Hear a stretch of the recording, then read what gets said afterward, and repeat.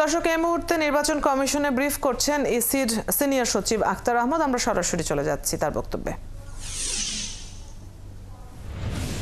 এটা আমরা গড়ে তুলেছি 2007 সাল থেকে। আমাদের কারিগরি দক্ষতা আছে, আমরা এখান থেকে কাম্য সেবা দিচ্ছি এবং এখান থেকে যে সেবা সম্প্রসারণের যে ক্ষেত্রগুলো সেটাও তৈরি করছি।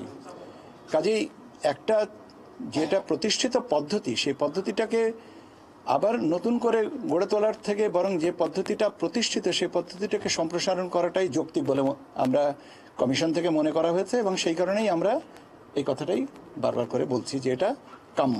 এখন এর বাইরে যদি আর কোনো সিদ্ধান্ত সরকার নেন তো সে ব্যাপারে এই মুহূর্তে মন্তব্য করার কোনো সুযোগ আমার নাই, কেন এই আলোচনায় আমিও ছিলাম না এবং আলোচনায় যদি আসে তখন আলোচনার প্রেক্ষিতে আমি মতামত কমিশনের পক্ষ থেকে অথবা সচিবালয়ের পক্ষ থেকে তখন আমি মতামতটা দিতে পারবো।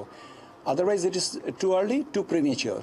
স্যার, বলতে যাচ্ছে যে এনআইডির ডাটা যে নির্বাচন কমিশনের কাছে সুরক্ষিত, এই বিষয়টা আপনি নিশ্চিত হয়েছেন আর কি, যে অন্য কোনো প্রতিষ্ঠান তুলে নির্বাচন কমিশন 2007 এখন পর্যন্ত যে ডাটাটা নাগরিকের যে তথ্য ভান্ডার যেটা নির্বাচন কমিশন পরিচালনা করে তাদের তত্ত্বাবধানে চলে, এটা সুরক্ষিত বলে আপনি কতটুকু নিশ্চিত হয়েছেন এবং এইটার প্রেক্ষিতে আপনার কোনো আছে কিনা অবজারভেশন কমিশনের? শোনেন, ডেটা অরক্ষিত এই প্রশ্নটা আসছে কেন? যদি ডেটা অরক্ষিতই হবে থাকে বা আপনার শব্দটাই ব্যবহার করি, সুরক্ষিত নয় এটাই হয়ে থেকে গেলে তাই 182টা সংস্থা আমাদের কাছ থেকে সেবা নিচ্ছে এবং এই সেবার আরও চাহিদা আছে কেন? সুরক্ষিত বলেই তো চাচ্ছে। যদি সুরক্ষিত না হতো তাহলে কি চাইতো? আমি তো সেইটাই বলছি যে সুরক্ষিত আছে বলেই তো চাইছে। সুরক্ষিত যে না হলে গতকালকে থেকে বলছিল যে সরকার চাচ্ছিল যে একটা নির্দিষ্ট অথরিটির আন্ডারে, একটা আমব্রেলার আন্ডারে সমস্ত তথ্য সেবাগুলো নিশ্চিত করার জন্য একটা অথরিটি, স্বাধীন অথরিটি করার কথা। এখন সেই ক্ষেত্রে তো তারা আসলে এনআইডির তথ্যটাই সবচেয়ে বেশি ইম্পর্টেন্ট, গুরুত্বপূর্ণ।